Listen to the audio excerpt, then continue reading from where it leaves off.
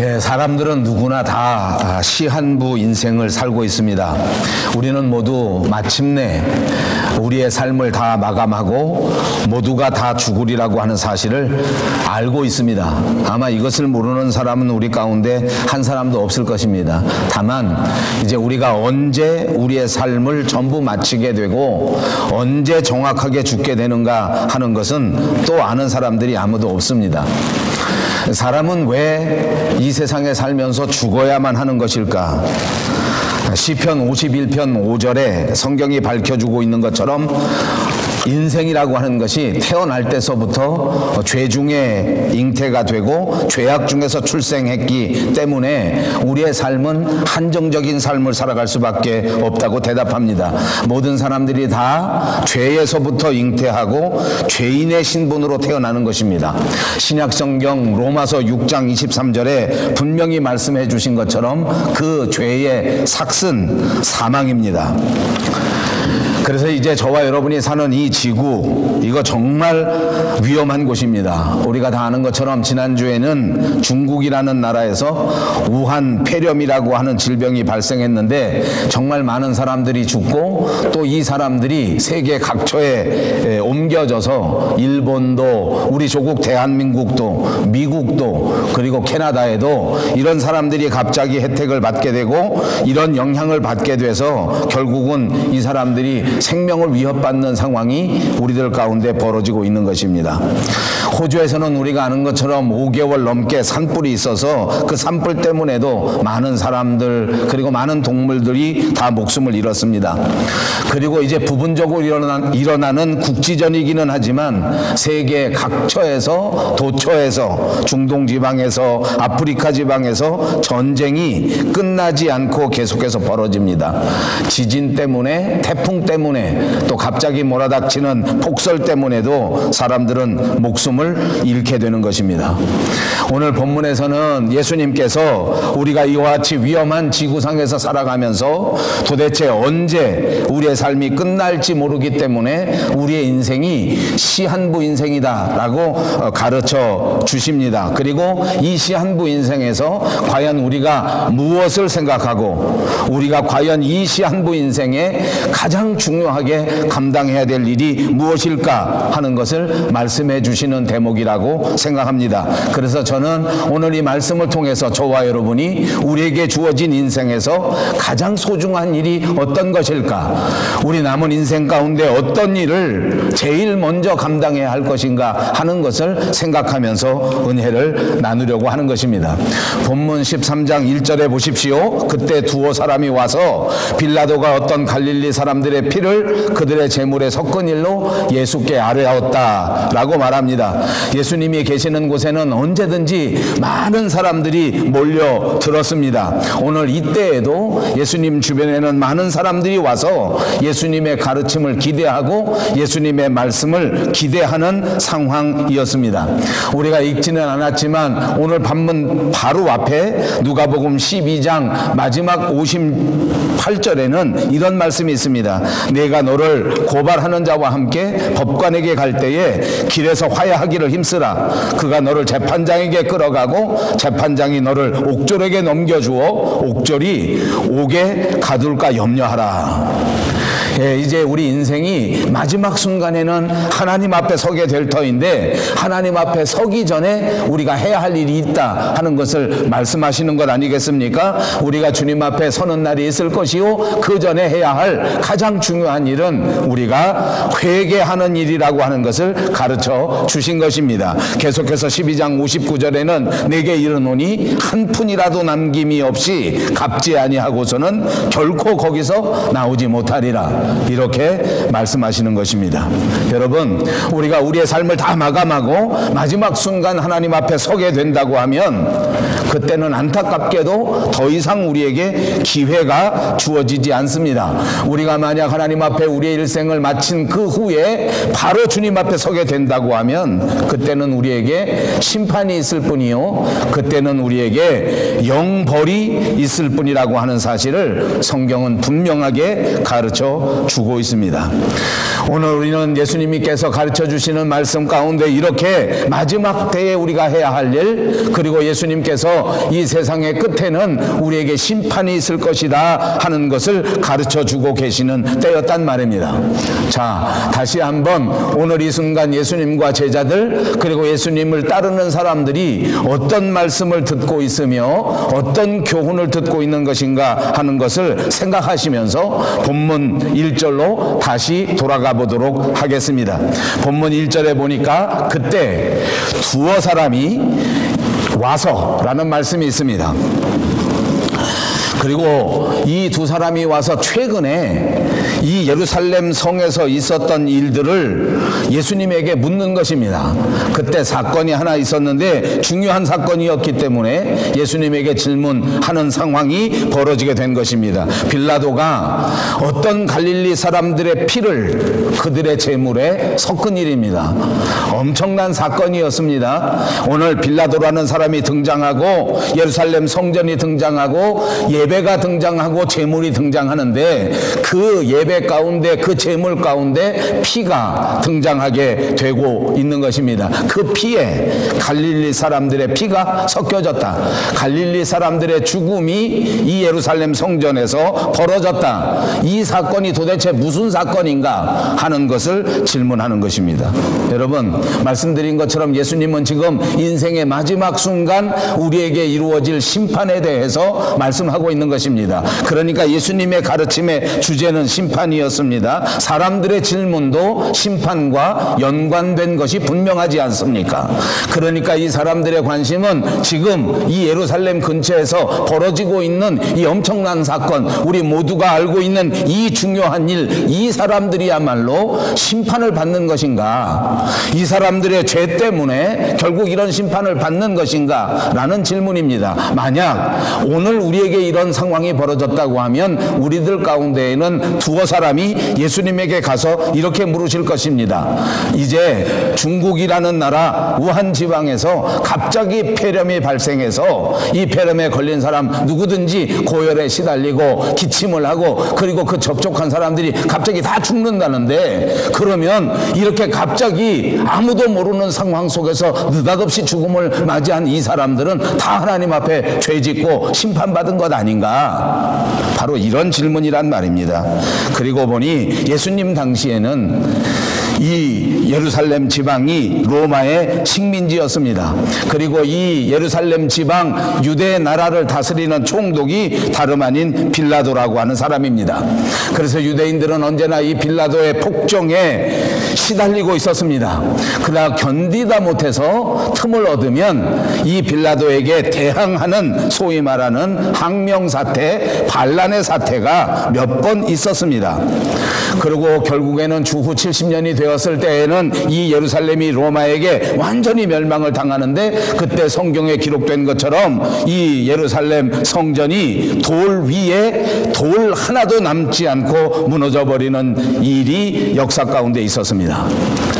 자, 해마다 6월절이라고 하는 중요한 절기가 되면 이스라엘 사람들은 누구든지, 유대인이라면 누구든지, 심지어는 멀리 떨어져 살고 있는 디아스포라들도 전부 예루살렘 성전에 다시 와서 하나님 앞에 예배를 드리는 것입니다. 그때에는 6월절 양을 잡아서 이 양을 하나님 앞에 제사로 드리고, 근데 당연히 그 제물들, 양이나 소나 비둘기나 할 것 없이 모두가 다 그 짐승의 그 제물의 피로서 하나님 앞에 제사를 드리는 것은 우리가 너무나 잘 알고 있는 일 아닙니까? 이때도 6월절 절기가 다가왔습니다. 많은 사람들이 예루살렘 성전에 모여서 하나님 앞에 제사를 드리기 위해서 준비하고 있었단 말입니다.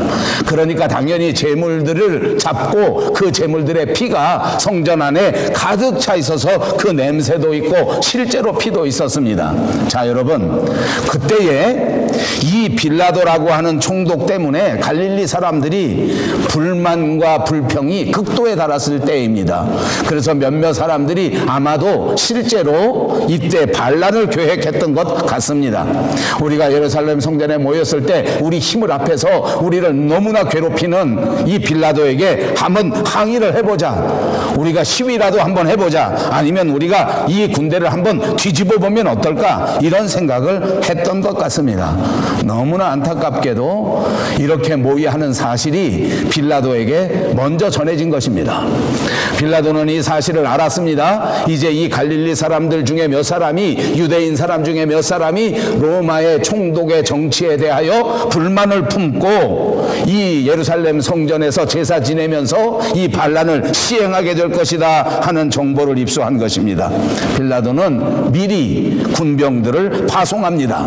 예루살렘 성전에 군대를 보내고 이 반란군들을 색출해서 한 사람도 남기지 말고 모두 죽여버리라고 명령한 것입니다. 그 명령대로 군병들은 예루살렘 성전에 들어가서 이 반란을 획책하는 모든 자들을 색출해내고 급습하고 모조리 정말 잔혹하게 죽여버렸습니다. 그리고 그 사람들의 피를 그 유대인들이 제사를 드리는 제물에다가 섞어가지고 짐승의 피와 함께 사람의 피를 한꺼번에 제물로 드린 일이 역사 가운데 있었던 것입니다.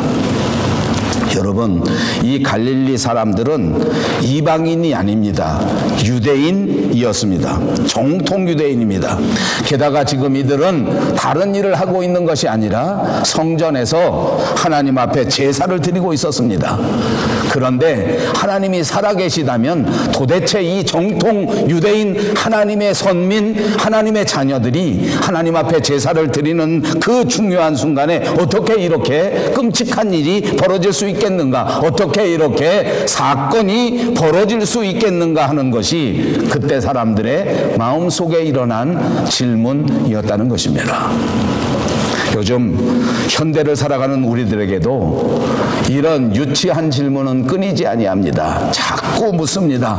목사님, 길에 가다가 갑자기 예수 잘 믿는 집사님이 교통사고를 당해서 죽었는데 이게 도대체 무슨 일입니까? 나는 이해하지 못하겠습니다. 이런 끔찍한 일이 도대체 이게 심판입니까? 무엇입니까? 바로 이 질문이었습니다.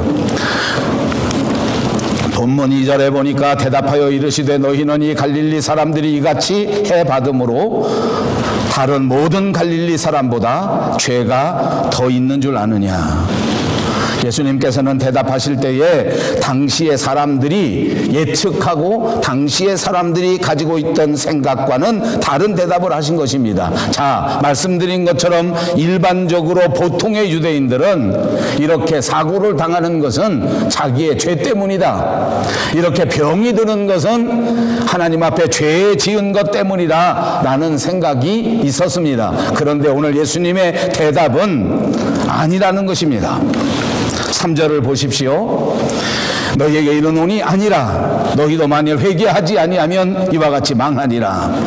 예수님은 아니라고 부인해 버리셨습니다. 그러니까 사고당한 갈릴리 사람들이, 오늘 이렇게 죽임을 당한 갈릴리 사람들이 살아남은 다른 갈릴리 사람보다 죄가 더 많다고 생각하지 말라는 것입니다. 혹시 우리들 가운데에도 예기치 않은 어려움을 당한 사람들이 우리보다 죄가 더 많기 때문에 그런 일을 당한다고 생각하지 말라는 것입니다. 여기서 우리는 예수님께서 우리에게 가르쳐 주시는 믿음의 사람들의 태도를 살펴볼 수 있는 것입니다. 우리도 잠깐 잘못 생각하면 우리는 잘 믿었으니까 아프지 않고, 우리는 잘 믿었으니까 사고당하지 않고, 지금 사고를 당하는 사람, 지금 질병 가운데 있는 사람은 모두가 다 죄가 많은 사람이다라고 생각하는 경우가 있을 수 있을 것입니다. 그렇지 않다는 것입니다. 그렇게 생각하면 안 된다는 것입니다. 그러면서 예수님이 우리에게 말씀하시기를 너희도 만일 회개하지 아니하면 아니하면 다 이와 같이 망하리라. 그러니까 오늘 예수님께서 우리에게 주시는 가장 중요한 가르침의 포커스는 회개입니다. 우리에게 가장 소중한 것은 회개란 말입니다. 시한부 인생입니다. 우리의 삶의 시간이 정해져 있습니다. 내 인생의 가장 중요한 것은 지금 하나님 앞에 회개하는 일이라는 사실을 믿으시기를 바랍니다. 우리들 주변에는 사고를 당하는 사람들이 많습니다. 말씀드린 것처럼 어느 누구도 원하지 아니하는데 불치의 병에 걸려서 목숨을 잃는 사람이 있단 말입니다. 뿐만 아니라 뜻밖의 사고 때문에 목숨을 잃는 사람들도 많습니다. 이렇게 사고를 당하는 사람은 죄가 더 많고 우리는 죄가 없기 때문에 살아있는 것일까? 그게 아니라는 말입니다. 그러니까 여러분, 왜 저 사람들은 사고당해서 죽는 것일까? 라고 질문하지 마시고 왜 나 같은 죄인이 오늘 사고당하지 않은 것일까? 라고 질문하셔야 된다는 말입니다. 이거 어렵습니까? 여러분 한번 질문해 보시겠어요? 왜 나 같은 죄인이 해를 받지 않는 것일까? 한번 해보세요. 시작. 하나님은 긍휼과 사랑이 풍성하신 분이십니다. 하나님은 우리에 대하여 오래 참으시는 분인 줄로 믿습니다. 하나님께서는 오늘 우리가 회개에 이르시기를 원하고 계시는 것을 믿으시기를 바랍니다. 우리가 오늘 사고당하지 아니하고 우리가 오늘 해받지 아니하고 오늘 우리가 질병 가운데 빠지지 않는 것은 하나님께서 우리에게 긍휼을 베푸셔서 우리로 하여금 회개할 기회를 주셨기 때문이라는 사실을 믿으시기를 바랍니다. 그러므로 사랑하는 여러분, 오늘 우리는 빨리 회개해서 하나님의 풍성한 구원을 받아 누리셔야 될 줄로 믿습니다. 여러분 모두 빨리 회개하시고 빨리 하나님이 주시는 평안 가운데 살아가시기를 주님의 이름으로 축복합니다. 그리고 4절에는 이런 말씀이 있습니다. 또 실로암에서 망대가 무너져 치어 죽은 18사람이 예루살렘에 거한 다른 모든 사람보다 죄가 더 있는 줄 아느냐. 여기서 보니까 사람들의 질문에 대답해 주신 예수님이 이번에는 당신이 스스로 추가적으로 예를 하나 더 드신 것입니다. 그것은 실로암의 망대가 무너진 사고입니다.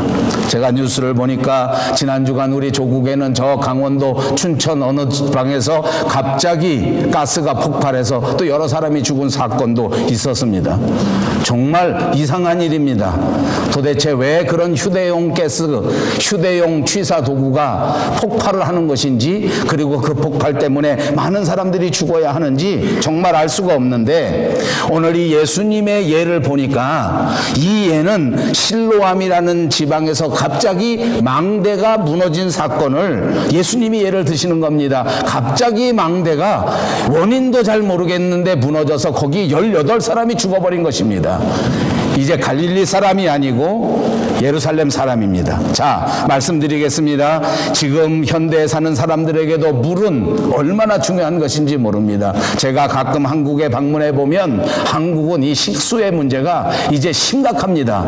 우리가 삼천리 화려광산이요 물 좋고 자연 좋기로 유명한 나라였는데 이제 조금만 있으면 우리나라가 물 부족 국가가 되어서 이 물 때문에 심각한 문제가 되기 때문에 식수원이 되는 저 강원도 쪽에 강물 이런 곳에는 정말 아주 철저하게 관리를 하는 것을 보았습니다. 일대에서 낚시도 하지 못하게 하고 그 일대에서는 다른 유흥 활동도 못하게 하고 천막을 다 쳐놓고 식수원을 이렇게 보호합니다.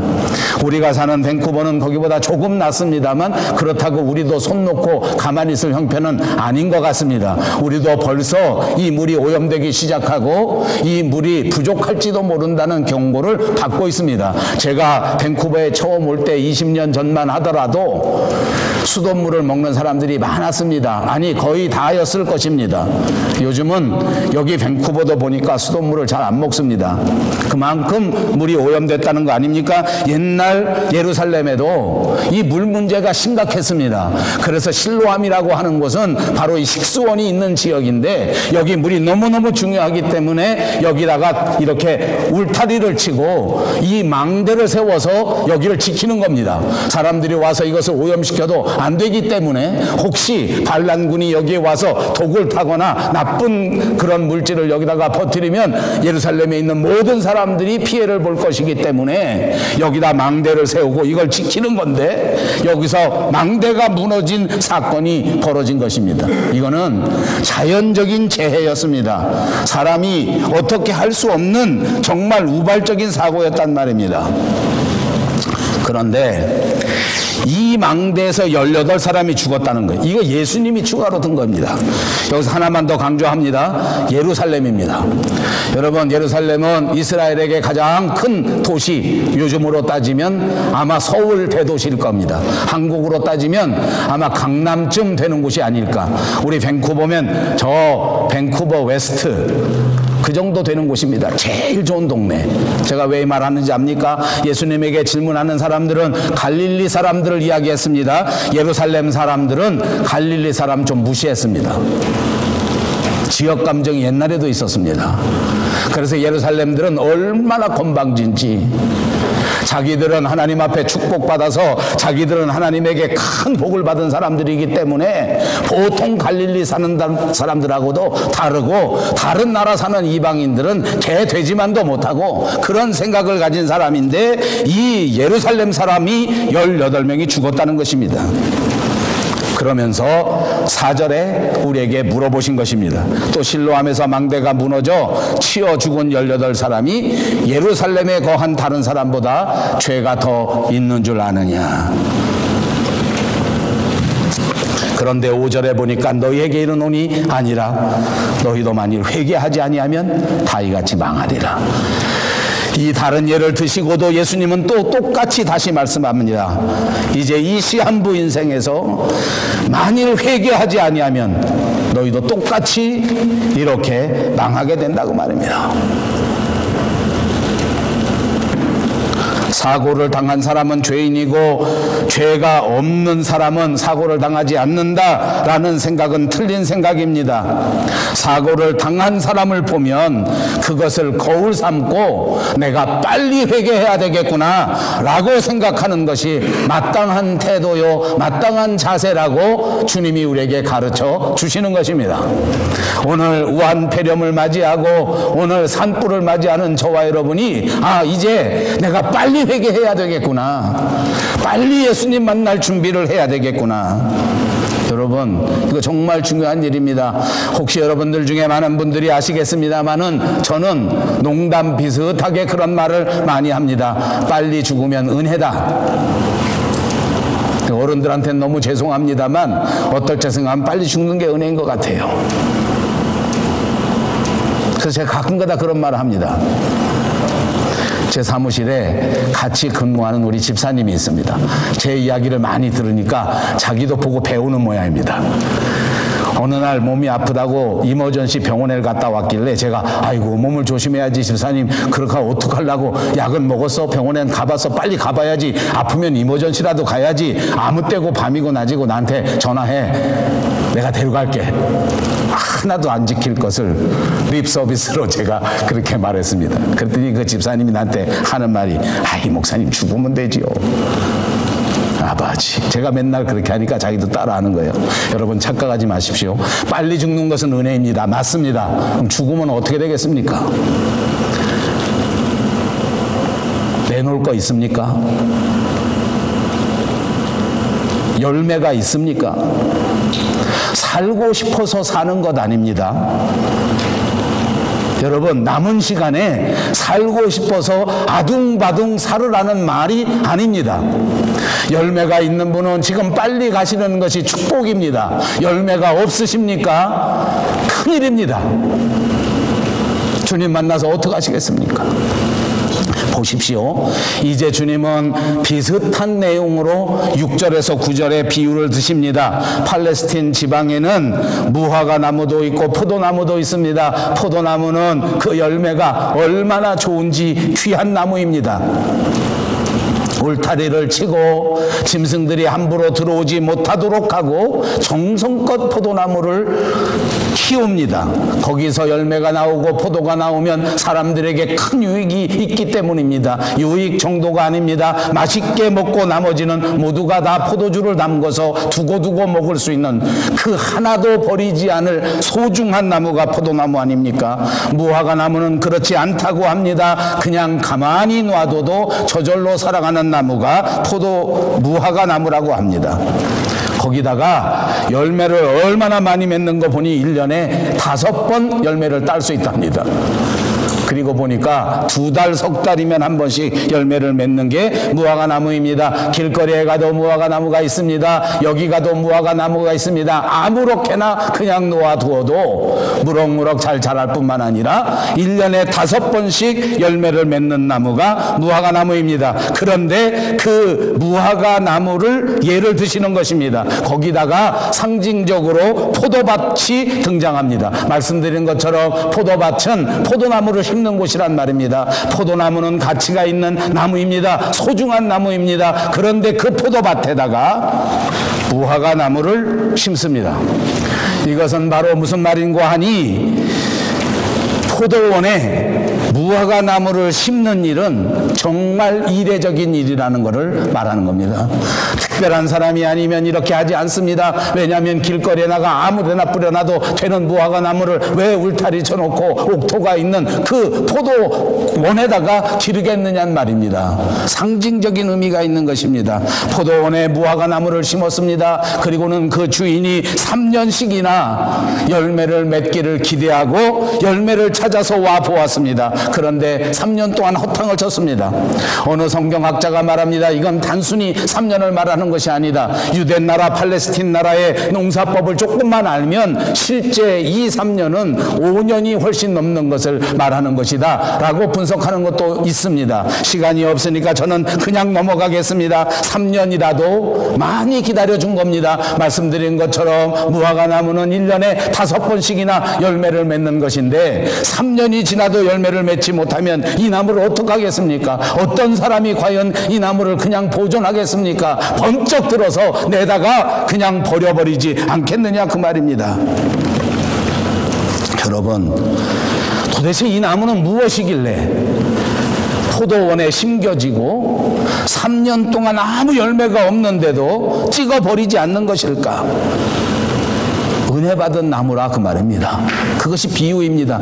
누가 이렇게 무화과 나무같이 은혜 받은 사람인지 아십니까? 첫째는 오늘 예수님의 비유를 듣고 있는 그 사람들이 은혜 받은 사람들이요. 둘째는 오늘 예수님과 아무 상관이 없는 포도나무하고는 그 자격이 다른 이방인이었던 저와 여러분이 하나님 앞에 택함을 받고 하나님의 나라로 들어와 예수님의 은혜 가운데 은혜를 받은 저와 여러분을 상징적으로 말씀하고 계시는 줄로 믿습니다.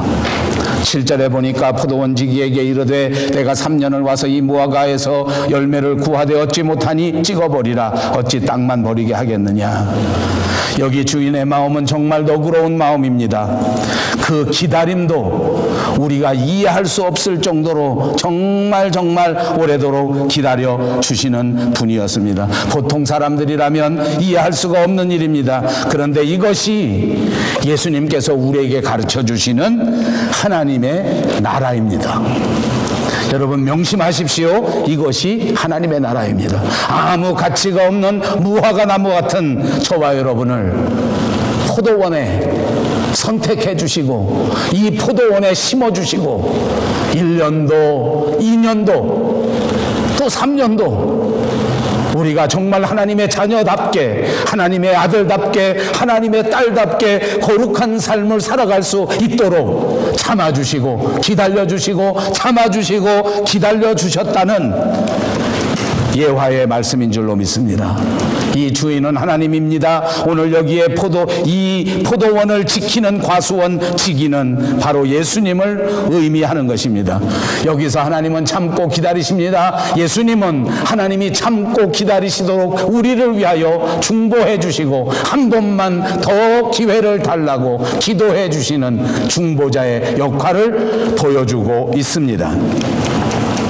8절과 9절을 보십시다. 대답하여 이르되 주인이여 금년에도 그대로 두소서. 내가 두릅하고 거름을 줄이니 이후에 만일 열매가 열면 좋거니와 그렇지 않으면 찍어 버리소서. 포도나무를 제쳐두고 무화과 나무를 심으셨습니다. 이스라엘 유대인들 택한 하나님의 선민을 비켜내고 그 자리에 이방인을 대신 심어주신 분이 하나님이신 줄로 믿습니다. 우리는 그 하나님 때문에 예수님과 아무 관계가 없는, 하나님과 아무 상관이 없는 이방인의 신분이었지만 택함을 받고 이 포도원 안에 심겨진 사람이라는 사실을 가르쳐 줍니다. 여기 명심하십시오. 이 포도원 주인은 이방인들을 이 포도원에 심어놓고 정성껏 가꾸면서 길거리에나 있어야 할 존재들을, 아무렇게나 바람 부는 대로 살아가야 할 존재들을 이 귀한 포도원 안에서 거름 주고 물 주고 케어해 주고 이렇게 기르면서 단 한 가지, 이 나무가 열매를 맺기를 기대하고 계셨다는 말입니다. 이걸 기억하십시오.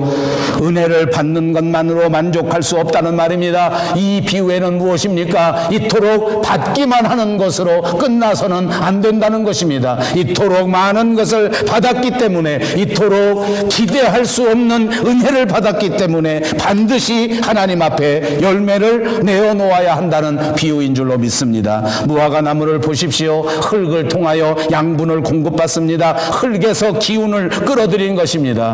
이 포도원 주인이 정성껏 가꾸어 줍니다. 잘못되려고 하면 가지를 쳐주고, 삐뚤게 나가려고 하면 또 똑바로 만들어주고, 이 많은 것을 받았는데도 이 무화과 나무가 아무것도 생산하지 아니하고 1년도 2년도 3년도 허송세월을 한다면 이건 옳지 않은 것이기 때문에 오늘 이 무화과 나무에게 가장 소중한 것, 이 시한부 인생 무화과 나무에게 오늘 가장 급선무는 바로 회개하는 것이다, 그 말입니다.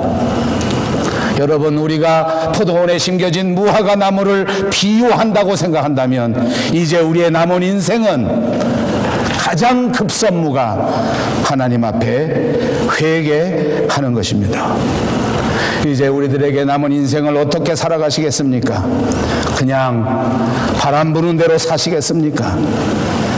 그냥 욕심대로 살 것입니까? 더 많이 갖기 위해서, 더 많이 소유하기 위해서 그렇게 아둥바둥 살겠습니까? 조금이라도 편하게 사는 것이 최고다, 이렇게 살 것입니까? 아닙니다. 여러분, 사실 우리에게는 그렇게 많은 시간이 남아있는 것이 아닙니다. 사랑하는 성도 여러분, 우리가 과연 싸울 시간이 있는 줄 아십니까? 부부간에 같이 와 있는 분들 한번 들어보십시오. 1시간 싸우면 5시간 손해봅니다. 그럴 시간이 우리에게 있는 줄 아십니까? 1시간 신경전을 벌이면 3시간, 4시간 만회해도 만회가 안 되는 거예요.